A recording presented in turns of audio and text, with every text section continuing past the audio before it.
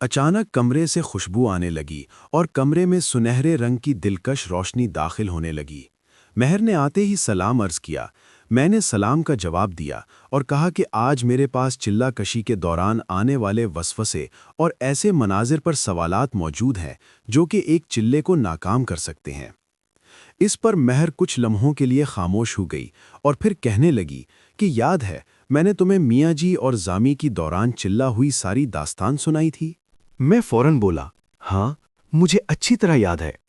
مہر بولی، دوران چلہ کشی سرکش جنات اور شیطان کی ہر کوشش ہوتی ہے کہ وہ کسی طرح آپ کو چلے میں کامیاب نہ ہونے دیں، اور اسی لیے وہ اپنی ہر کوشش کرتے ہیں اور ہر طاقت استعمال کرتے ہیں۔ عموماً اس میں مختلف خوفناک مناظر کا نظر آنا، دھوکہ، فریب اور خوف زدہ کرنا شامل ہوتے ہیں۔ جنات آپ کو کئی مرتبہ نیک اور بزرگ ہستیوں کے روپ میں بھی نظر آتے ہیں اور آپ کو آپ کے چلے مکمل ہونے کی مبارک دیتے ہیں، آپ کے چلے ختم ہونے سے پہلے۔ یاد رہے، آپ کا ورد رکنا نہیں چاہیے اور آپ نے کسی سے بھی دوران چلہ بات نہیں کرنی جب تک آپ اپنے وظائف کی تعداد 40ویں دن تک مکمل نہ کر لیں۔ اس کتاب میں کئی قسم کے حصار اور کئی قسم کے چلے درج ہیں۔ لیکن وقتی طور پر ہم صرف تمہارے پہلے چلے کے لیے تیاری کریں گے۔ میں کچھ خاص خوشبوئیں جیسا کہ بخور اور لوبان لے کر آئی ہوں، جس کو دوران چلہ ہم مسکن پر حصار کے اندر سلگائیں گے۔ حصار کے لیے نمک بھی لائی ہوں، جس پر ہم مسنون حفاظتی دعائیں اور مخصوص مقدار میں آیت الکرسی پڑھ کر دم کریں گے اور پھر اس کا دائرہ بنا کر اس میں بیٹھیں گے۔ اس کے بعد اس کے اشارہ کرنے پر چمڑے کی ڈائری کے اوراق خود بخود پلٹنے لگے اور ایک صفحے پر آ کر رک گئے۔ مہر بولی، یہ آیات اور دعائیں تم دوران چلہ 1,25,000 مرتبہ 40 دن میں روز پہاڑی مسکن پر حصار کے اندر بیٹھ کر پڑھو گی۔ یاد رکھنا کہ اس میں لکھے تمام اصول و ضوابط کی پیروی کرنا، ورنہ اس کا انجام خطرناک ہو سکتا ہے۔ میں نے کچھ سوچا اور پوچھا کہ اگر عامی یہ عمل مکمل نہ کر پائے اور دوران چلہ کشی اسے چھوڑ کر حصار سے باہر آ جائے تو اس کے نتائج کیا ہو سکتے ہیں؟ مہر بولی، نتائج خطرناک ہو سکتے ہیں۔ انسان اپنی یادداشت یا اپنا دماغ کھو سکتا ہے اور ہمیشہ کے لیے پاگل ہو جاتا ہے، یا پھر جنات اس پر حملہ کر دیتے ہیں اور لمبے عرصے تک علاج کروانے کے بعد بھی اس کی جان نہیں چھوڑتے۔ میں نے دل میں یہ ٹھان لیا کہ انشاءاللہ میں اس میں ضرور کامیاب ہوں گا۔ مہر نے بولا، یہ وظائف تم یاد کر لو اور آج رات کو کچھ صدقات اور نوافل ادا کرنے ہوں گے تاکہ ہم اللہ تعالیٰ کی بارگاہ میں مدد اور کامیابی کی درخواست کر سکیں۔ اس عمل کو ہم کل جمعرات کی رات سے تمہارے آبائی چلہ کشی کے پہاڑی مسکن پر شروع کریں گے۔ یہ کہہ کر مہر نے جانے کی اجازت طلب کی اور اگلے دن آنے کا وعدہ کیا۔ مہر کے جانے کے بعد میں اپنی والدہ محترمہ کے پاس گیا اور سارا ماجرا سنایا۔ امی نے مجھے جانے کی اجازت اور کامیاب لوٹنے کی دعائیں دیں۔ اگلے دن میں ظہر سے عصر تک اپنا سامان اور کچھ کتابیں باندھ کر جانے کی تیاری مکمل کرنے لگا۔ مجھے وہاں 40 روز قیام کرنا تھا اور اس کے لیے تمام ضروریات کا سامان بھی درکار تھا۔ باقی عملیات کا سامان تو میں مہر سے بھی منگوا سکتا تھا۔ مغرب کی نماز باجماعت ادا کی اور گھر واپسی پر والد صاحب کے کمرے میں سے خوشبو آ رہی تھی۔ داخل ہوتے ہی انکشاف ہوا کہ مہر میری منتظر تھی۔ میں نے کمرے میں داخل ہوتے ہی سلام عرض کیا۔ مہر نے وعلیکم السلام کہا اور ہم پہاڑی مسکن کی طرف چل دیے۔ مسکن سے ملحق ایک کمرہ تھا جس پر تالا پڑا تھا۔ میں نے تالا کھولا اور سامان کو اندر رکھا۔ کمرہ کشادہ اور بالکل صاف تھا۔ مہر نے باہر پہاڑی چوٹی پر وہ جگہ دکھائی جہاں بیٹھ کر مجھے وظائف مکمل کرنے تھے اور چلہ کشی کا آغاز کرنا تھا۔ مہر بولی، تمہیں یہاں پر 40 دن عبادت کرنی ہے، اور اگر تم کامیاب ہوئے تو آخری روز چلے کے اختتام پر تمہیں کچھ خاص روحانی طاقتیں حاصل ہوں گی، جن کی بدولت تم جب چاہو ہماری دنیا کو دیکھ سکو گے۔ اور ہاں، ہو سکتا ہے کہ کوئی نیک بزرگ مسلم جن بھی حاضر ہو جائے۔ اگر ایسا ہو تو تم عزت سے پیش آنا۔ اکثر روحانی عاملین کو عبادت میں ڈوبا دیکھ کر نیک جنات پاس آتے ہیں اور ان سے ایک اچھی دوستی کا تعلق پیدا ہو جاتا ہے۔ اس کے بعد میں اور مہر خوشبوئیں سلگانے لگے اور میں چوکی پر بیٹھ گیا۔ تمام احتیاطوں کو ملحوظ خاطر رکھتے ہوئے میں نے اللہ تعالیٰ کے بابرکت نام سے آغاز کیا۔ مخصوص مقدار میں آیت الکرسی اور حفاظتی وظائف پڑھے اور نمک پر پھونک کر اپنے گرد حصار کا دائرہ کھینچ دیا۔ اس کے بعد میں نے وظائف شروع کر دیے۔ مجھے روز 3125 مرتبہ درج آیات اور اسم اعظم کا ورد کرنا تھا، اور اس تعداد کے ختم ہوتے ہی ایک خاص دعا پڑھنی تھی، جس کے بعد میں حصار سے باہر آ سکتا تھا۔ میں نے جیسے ہی اذکار شروع کیے تو آنکھیں بند کر لیں۔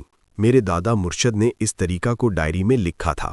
اس کے بعد آنکھوں سے دکھائی دینے والے مناظر سے تو نجات مل سکتی ہے، مگر خوفناک آوازوں سے نہیں۔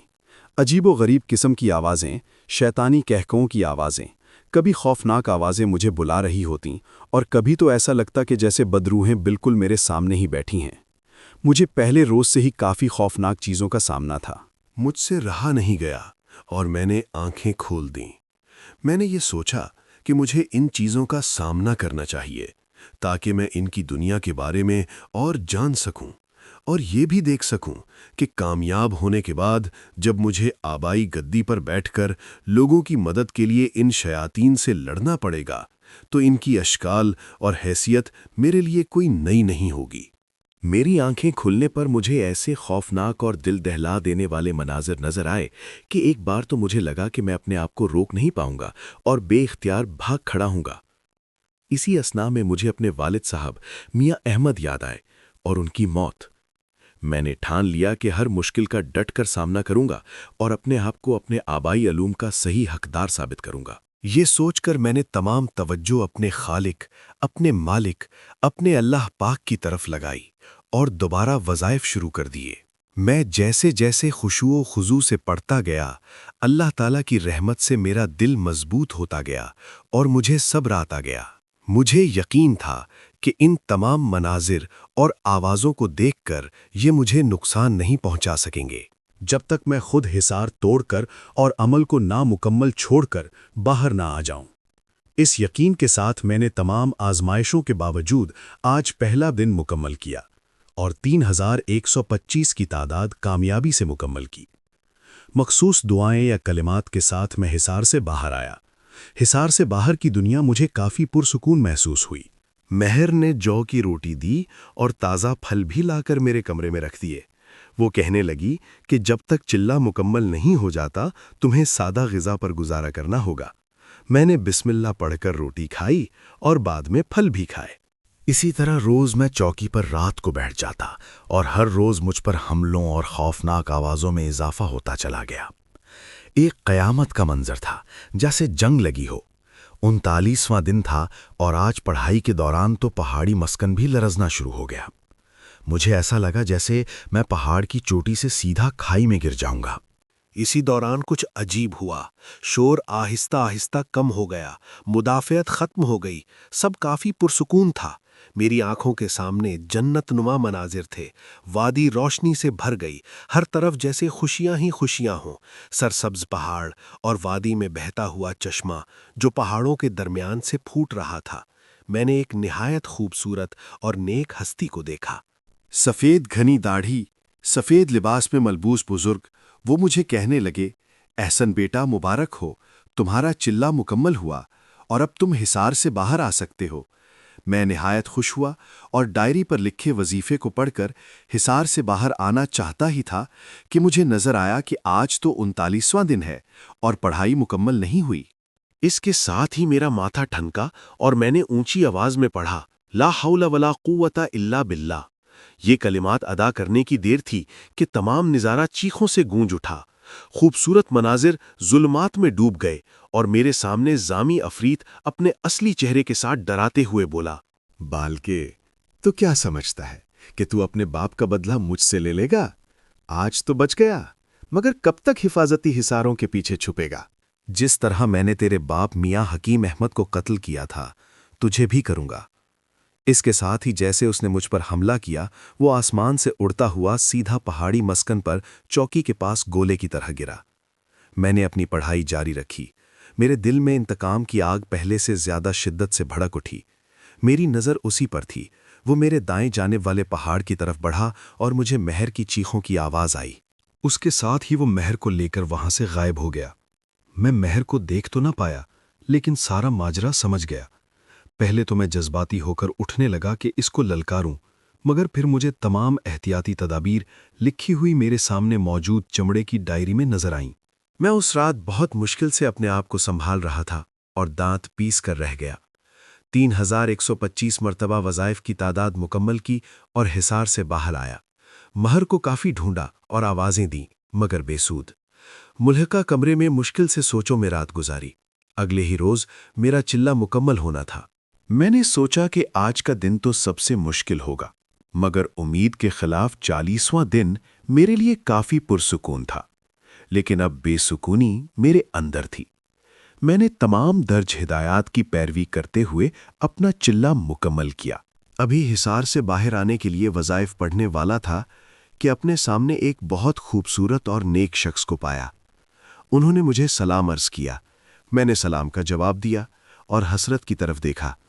انہوں نے فرمایا، میرا نام جنیدی ہے، میں تجریش کے پہاڑوں کا رہنے والا ہوں، یہاں پر سیر کر رہا تھا، تمہاری موجودگی کا احساس ہوا تو تمہیں اس یکسوئی سے اللہ پاک کی یاد میں مشغول پا کر ملنے کا خیال آیا۔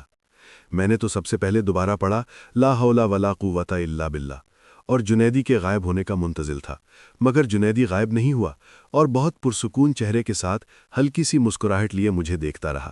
میں نے دعائیہ کلمات ادا کیے اور چلہ ختم کر کے الحمدللہ کہا اور حصار سے باہر آ گیا۔ جنیدی ابھی بھی میرے سامنے تھا، ایسے ہی جیسے کہ ایک اصلی انسان، پر وہ بہت پروقار اور خوبصورت تھا۔ میں نے جنیدی کو اپنا سارا ماجرا بتایا اور یہ کہ ایک رات پہلے یہاں پر کیا ہوا تھا۔ وہ بہت غور سے میری ساری بات سنتا رہا اور بولا کہ اگر آپ کو مناسب لگے تو کھانا کھاتے ہیں اور ساتھ ساتھ آپ کے مسئلے پر غور بھی کرتے ہیں۔ میں نے کہا ضرور۔ وہ کھانا ساتھ لایا تھا۔ ہم نے ملحقہ کمرے میں بیٹھ کر کھانا کھایا جو کہ نہایت لذیذ تھا۔ جنیدی نے ڈائری دیکھی اور وہ صفحہ بھی جس پر چلہ درج تھا۔ وہ بولا، آپ کا چلہ مکمل ہو گیا ہے اور میں یہ دیکھ سکتا ہوں کہ اگر آپ یہ والے الفاظ جو اس صفحہ پر درج ہیں اب پڑھیں گے تو آپ ہمیں دیکھ سکیں گے۔ کیا آپ نے غور کیا ہے کہ میں بھی تو آپ کو بالکل واضح نظر آ رہا ہوں؟ شاید یہ چلے سے پہلے ممکن نہ ہوتا۔ اس پر میں نے اللہ کا شکر ادا کیا۔